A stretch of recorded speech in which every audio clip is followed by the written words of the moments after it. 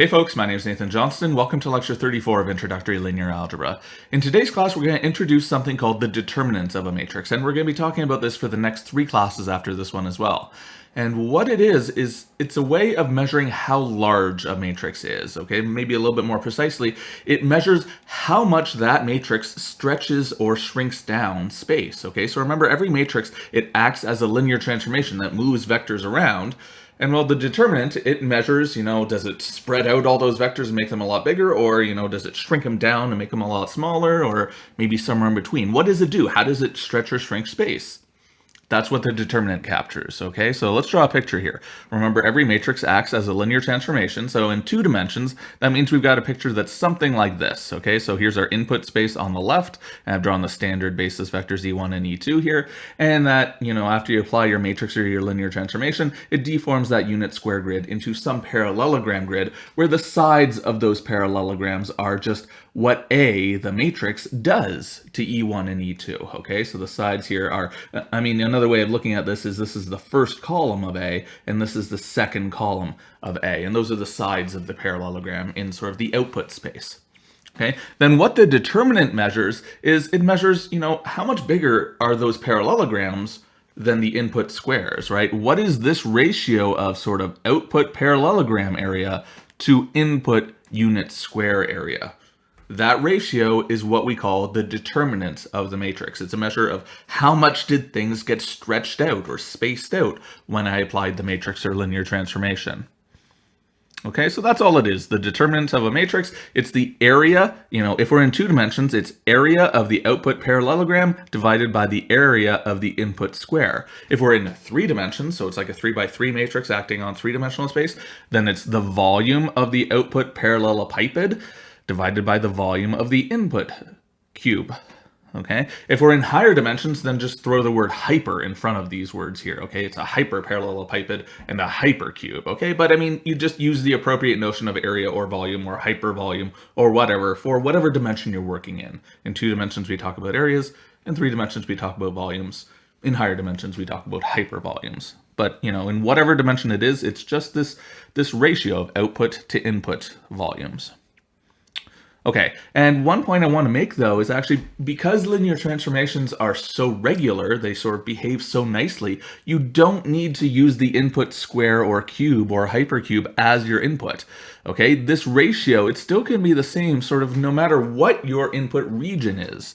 Okay, so you could, cross out output parallelogram and input square with just output region and input region, and it's still going to be true. So in other words, if I draw a picture like this, okay, where I've just got some input region, and it's not square anymore, it's just some squiggly shape, and then I apply the linear transformation to it, okay? So, I don't know, this linear transformation, it looks like it maybe blew up that region and rotated it clockwise a little bit. And well, the determinant of this matrix, it's just the ratio of, hey, what's this area divided by this area? What is the factor by which that area got bigger? What is sort of the multiplicative factor there? What's the ratio of how much it got bigger? That's the determinant. Okay, so our goal for this week is to figure out how can we actually compute determinants and, do things with them. What's it actually useful for?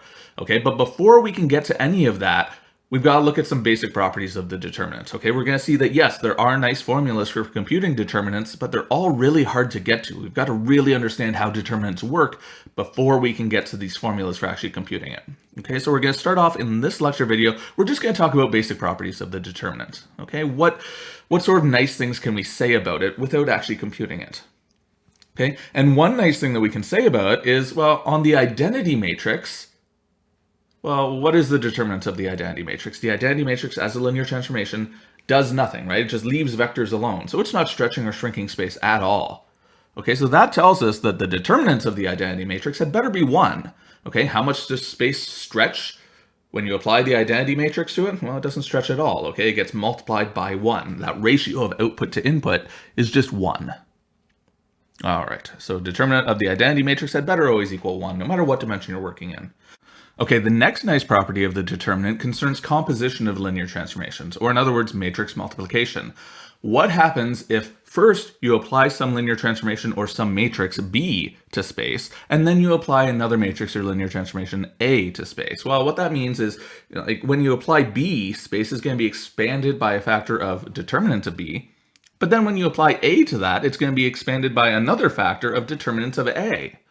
Okay, so what this tells us is that if I apply AB, well, that means I apply B first and then A, that stretches space by a factor of just the product of those individual determinants, right? It's a ratio, so it's a multiplicative thing, okay? If you stretch by a factor of B, determinant of B, and then you stretch by a factor of determinant of A, overall you've stretched by a factor of the product of them.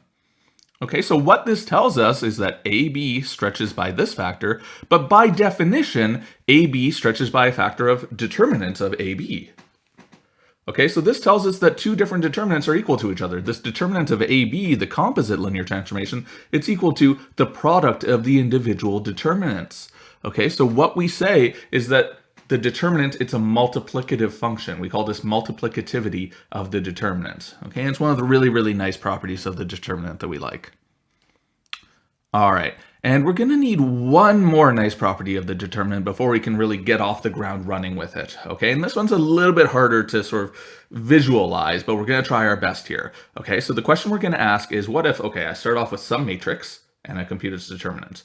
And then I come along and I say, oh, I'm going to take that matrix, but I'm going to multiply one of its columns by some scalar. Not the whole matrix by a scalar, but just one of its columns. What happens to the determinant when I do that? Okay, so let's try to draw a picture here to try to figure out what's going on. All right, so here is my input space on the left, and again, visualizing things in 2 dimensions because I suck at thinking about higher dimensions. Here's my output space on the right where my squares have been turned into parallelograms. Okay, now I've applied some matrix A that has these as its columns. Remember, you know, the sides of the output parallelogram are just the columns of the matrix A. All right, then the determinant here is just going to be the ratio of this parallelogram area to this unit square here. Okay, but what happens if I multiply, let's say I multiply A2 by 1/2. How is the determinant going to change? Well, if I multiply A2 by 1/2, okay, then I get some new matrix B, and I'm asking what's the determinant of B. Well, if I multiply A2 by 1/2, it just gets squished down a little bit, right? It's just going to be half as long. Okay, so what that's going to do is all of those parallelograms, they're going to be half as tall now. They don't stretch all the way up here. They only stretch halfway up. So, you know, there's going to be sort of like another parallelogram line going halfway across there. Okay, so the picture is going to change a little bit. Okay, the output parallelogram, it's not this whole yellow area anymore. Now it's just this sort of orangey pinky area down here. Okay, so the area, the output area, got cut in half when I multiplied that one side length by 1/2. All right, so that's sort of the justification in 2 dimensions, but a similar thing happens in any dimensions. What happens if, you know, you multiply one of the columns by 1/2? Well, the whole determinant gets multiplied by 1/2. And of course, there's sort of nothing special about 1/2 here. If you multiply it by any scalar, you know, one column by any scalar, that scalar comes outside of the whole determinant. So, I mean, the more general statement is, you know, if you're working in any number of dimensions and you have any scalar, then, well, if you multiply just a single column, let's say the jth column, by a scalar C, what you get is C times the determinant of the matrix sort of that doesn't have that C on the inside, okay, where the column is not multiplied by C. Okay, so the effect of multiplying just a single column by some scalar is you make the determinant that much bigger. It multiplies the determinant by that scalar. All right. And this is sort of half of the third property that we need. So I said, you know, we've shown the determinant of identity is 1. We've shown multiplicativity of the determinant. And this is sort of half of the third key property of the determinant. Okay, we've now shown that sort of multiplicative in columns or something like that. Scalar multiples pull out of columns. We also need to show that vector addition pulls out of columns. Okay, so this is again, it's a little bit tricky to visualize.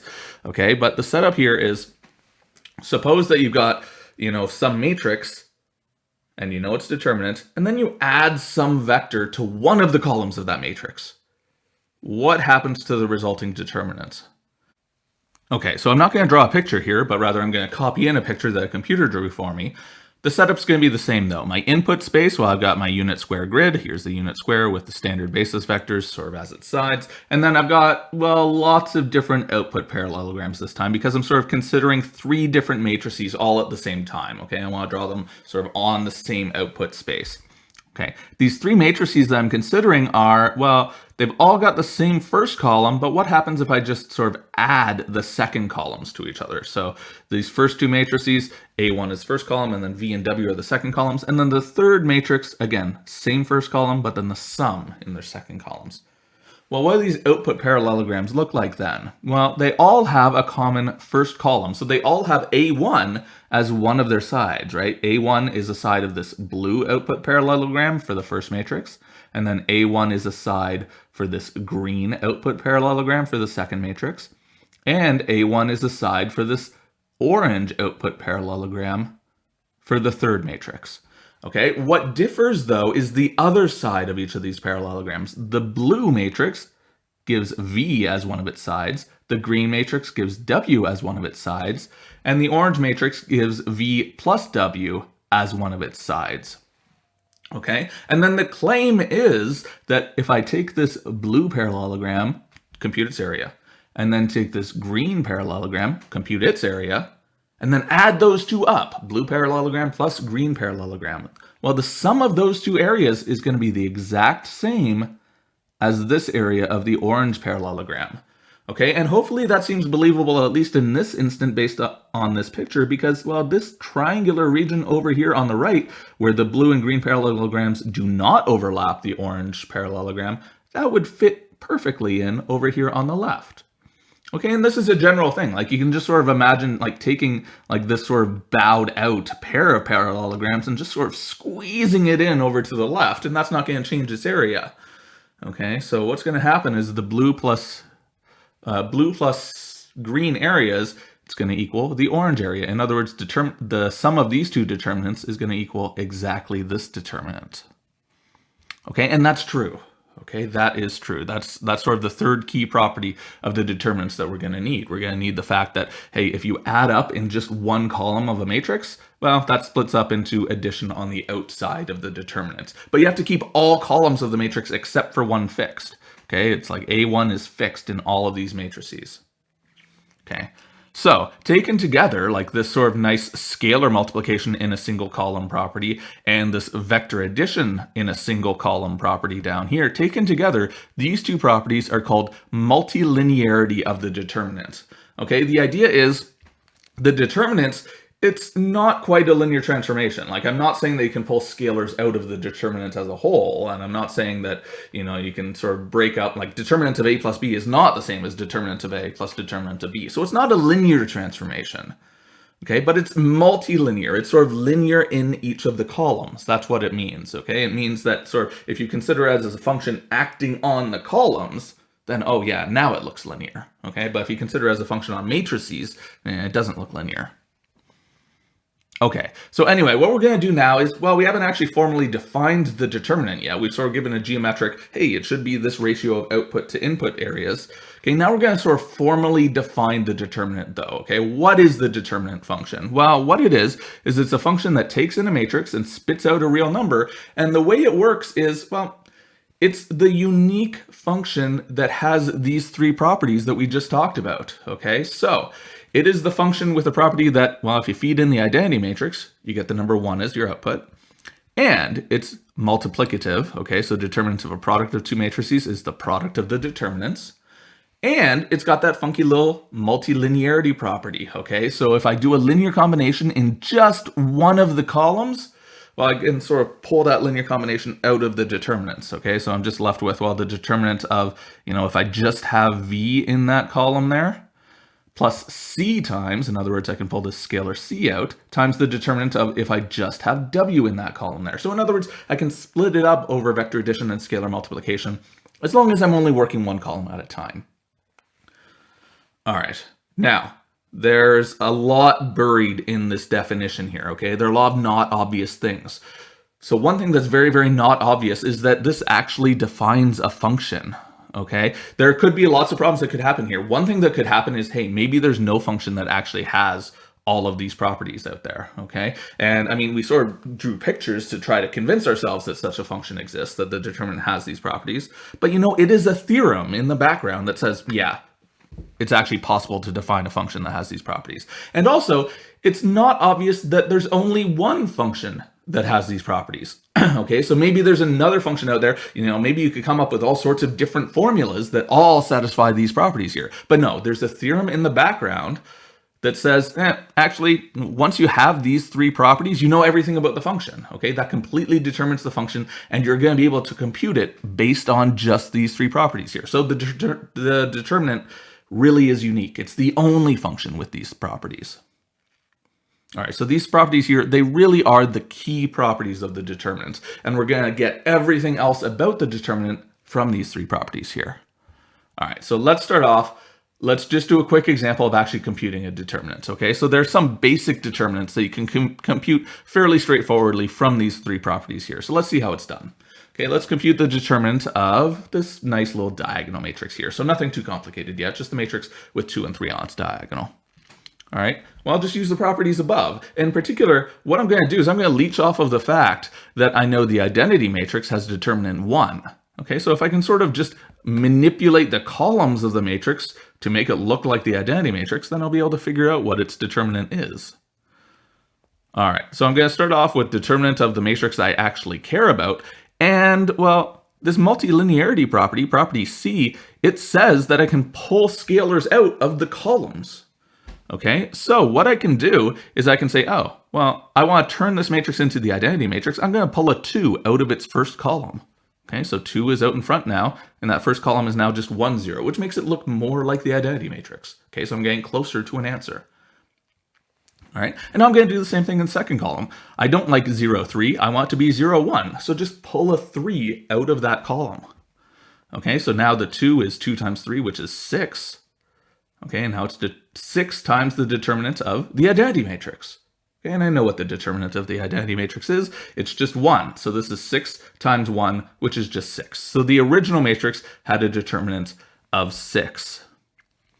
Okay, so the only properties there that I actually used were this first one and this third one. All right, and we're going to come up with better ways of computing determinants, but you know, it's nice to have some illustrative examples to start off with. All right, let's start looking at some more complicated properties of the determinant. And what we're going to do first is we're going to see that the determinant can actually be used to characterize invertible matrices, okay? And this is not surprising. Like everything we've been looking at has been able to characterize invertible matrices. Like if you actually sort of stitch together all of the theorems about invertible matrices that we've seen so far, it would cover pretty much every topic in this course. We have theorems of the form, hey, a matrix is invertible if and only if, well, conditions involving linear systems, conditions involving null spaces and ranks and ranges and linear independence and spans and everything that we've seen. Well, also there is going to be a theorem that we're going to prove now that says a matrix is invertible if and only if something involving determinants. So let's do that. All right, so let's suppose for now that our matrix is invertible. What happens?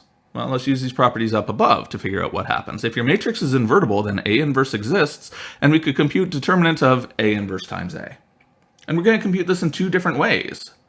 One way that we're going to compute it is we're going to use multiplicativity of the determinants, okay? We're going to be able to split this up. Determinant of a product, oh, that just equals product of the determinants, okay? So that's multiplicativity, or property B of the definition up above. But we can also compute that same determinant in a different way. Determinant of A inverse times A, well, A inverse times A, that's just the identity matrix, right? That's the point of inverses. Okay, so this guy here equals the determinant of the identity matrix, which is just 1. Okay, that's property A of the definition above. Determinant of identity matrix is always 1. And now just string these equalities together. This guy up top, determinant of A inverse times determinant of A, that's got to equal 1. Okay, and what's that tell us about the determinants of the inverse? Well, okay, it tells us a couple things about these determinants. First off, neither of these determinants can equal 0, right? Because if, for example, determinant of A equals 0, then you would have something times 0 equals 1. No, that can't happen. Okay, you can never have something times 0 equals 1. Okay, so both of these are non-zero, and furthermore, they're just reciprocals of each other, right? So determinant is non-zero, and you can solve for one in terms of the other. Determinant of A inverse is just 1 divided by the determinant of A. All right, so what did we just show there? We just showed that if a matrix is invertible, If a matrix is invertible, its determinant is non-zero, and we got a nice formula for the determinant of that inverse. Okay, and I claim that this formula here, it makes sense geometrically, okay? If you think about determinant of A, that's the measure by which, A is expanding space by that amount. And A inverse, well, what's it got to do? Well, it's sort of bringing the output space back to the input space, so its determinant had better be the amount by which A inverse is expanding space, which is just the amount that space is being shrunk back. Okay, so let's draw a picture here. Okay, our standard linear transformation picture is, okay, here we've got the input space on the left and the output space on the right, and A is taking this yellow region over here to this pink region over here, and the determinant is pink divided by yellow. Okay, well, what is A inverse doing though? It's just going back the other way. It's turning that pink region back into a yellow region. So A inverse is just going backwards. So if determinant of A is pink divided by yellow, right, it's pink divided by yellow, then A inverse, it had better have determinant equal to yellow divided by pink, because you just swapped the roles of the input and the output spaces. The output for A inverse is sort of this yellow square here, and the input is this pink parallelogram. Okay, so the ratio of output to input is yellow over pink, okay, which is just 1 divided by the determinant of A itself, okay, so they're just reciprocals of each other. All right, so that's what happens if A is invertible. Okay, if A is invertible, then yeah, determinant's non-zero and you have this nice reciprocal formula. If A is not invertible though, think about geometrically again.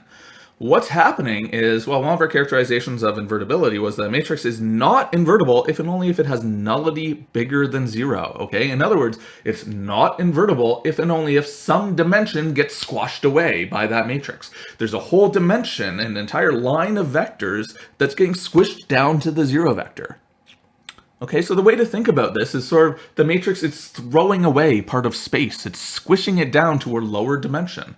Okay, so sort of if we draw a two-dimensional picture here, what's happening is, yeah, this 2D square grid, it's getting transformed. Yeah, it still lives in two-dimensional space, but it's not really like a 2D grid anymore. It's getting squished, everything's getting squished down onto a line, onto a one-dimensional subspace. Okay, so this unit square here, it's getting transformed just into a line segment. Okay, and if you do this area comparison, what is the area of the output space divided by area of input space? Well, what's the area of a line segment? It's 0. It doesn't have any area. There's no width there, right? It sort of got squashed down to something of lower dimension, and therefore of area 0. Okay, and this sort of reasoning works in any number of dimensions. If you've got a matrix that's not invertible in 3-dimensional space, so like a 3x3 matrix, it's squishing all of 3-dimensional space down onto either a line or a plane, or everything onto the 0 vector. And in any of those cases, what's the volume of the output space? Well, it's 0. Like lines and planes, and they have volume 0 in 3-dimensional space, so determinant would be 0. All right, so if we stitch together everything that we've said here, we get the following theorem, okay? So suppose you got some matrix, then it's invertible if and only if its determinant is non-zero. So we've now shown it both ways, right? And furthermore, if the matrix is invertible, so its inverse exists, then we have a nice formula for the determinant of that inverse. Okay, so to round off this lecture, I'm going to give you one more theorem about the determinants. We're not going to prove this theorem. Rather, I mean, it's proved a bit later in the textbook if you want to go ahead and look at that. But it's going to be useful to have this. It just gives us a couple of other ways of computing determinants based on other determinants. Okay, so just like we saw with the inverse, if you know the determinant of A, you can compute the determinant of A inverse based on that. In this theorem, it's just in a similar vein, okay? So if you know the determinant of A, then you can compute the determinant of C times A, where C is just any scalar, okay? And what you get is, well, be really, really careful here. I mean, it's tempting to just pull C out in front, but that's not right, okay? When you pull the scalar out, you get C to the power of n, where n is whatever the dimension of your matrix is, okay? And the reason for that, this actually does make good sense geometrically. Remember, if you multiply the entire matrix by A, what's happening is you're stretching the output parallelogram or parallelepiped or hyperparallelepiped. You're stretching that in each of the n possible different directions by a factor of C, right? If you multiply the entire matrix A by C, you're multiplying each of its n columns by C. So you have to pull C out n times. Okay, so this is just because you're stretching the matrix A by a factor of by a factor of C in n different directions. All right, and then the second property is just that, well, if you compute the determinant of the transpose of a matrix, you get the same thing as the determinant of the original matrix itself. So transposes, they have no effect on determinants whatsoever. All right, so let's go through just a couple quick computational examples here to see how we can use all of these properties that we've seen to compute determinants based on other determinants. All right, so suppose you've got two 3x3 matrices, okay, and you know their determinants. Okay, then what we're going to be able to do is we're going to be able to compute determinants of various combinations of them. So for example, we'll be able to compute determinants of a squared times b times a inverse.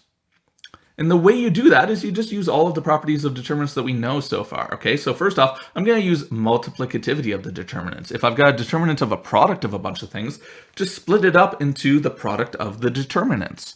Okay, so I can write this as, well, a squared, that's a times a. So I'm going to write it as determinant of a times determinant of a times determinant of b times determinant of a inverse, right? This quantity over here, this is actually a product of 4 matrices. So we're going to get a product of 4 determinants on the right. All right, so that's multiplicativity of the determinant, property B of its definition. Next up, well, great, I know what determinant of A is, it's 2. I can plug that in and plug it in there as well. Determinant of B is 5, I plug that in there. Only thing that I've got left is determinant of A inverse. How do I deal with that? I got a theorem that tells me how to deal with that. All right, so I just plug in 2 for determinant of A, 5 for determinant of B, and my theorem says, well, determinant of A inverse, that's just 1 divided by determinant of A. Okay, and again, I can just plug in 2 down here for determinant of A. So in other words, determinant of A inverse is 1/2. Okay, and then I just multiply all those guys together. Here I get 20 divided by 2. It's just going to be 10 at the end of the day. Okay, so this ugly matrix over here on the left, it has determinant 10. All right, let's do another one. Let's compute the determinant of 2 times A transpose times B. All right, so for this one, the first thing that I'm going to do is I'm going to pull the scalar out in front. And again, be careful here. When I pull the 2 out in front, it's not just a 2 that gets pulled out in front. It's a 2 to the power of n that gets pulled out in front. And here, n, the size of the matrices, is 3. Okay, so this comes from, boom, this theorem right up here. This is what I'm using. Okay, so be careful about that. It's not a 2 that gets pulled out in front. It's 2 to the power 3, which is 8. All right, next up, great. Now I've got a product of 2 matrices. Multiplicativity of the determinant saves me. It's going to be determinant of the first matrix times determinant of the second matrix. And then last but not least, determinant of A transpose, what's that? Well, it's just the same thing as determinant of A itself. This is the second part of the above theorem. Okay, so just forget about the determinants. It doesn't do anything. All right, so at the end of the day, I just get 8 times determinant of A, which is 2, times determinant of B, which is 5, and you just multiply all that together, and you get 80, and then you're done. Okay, so the determinant of this ugly matrix is 80. Alrighty, so that was a bit of a long one. We'll be done for now. Next class, and then the one after that, and then the one after that, we're just going to keep talking about determinants. So I will see you then for that.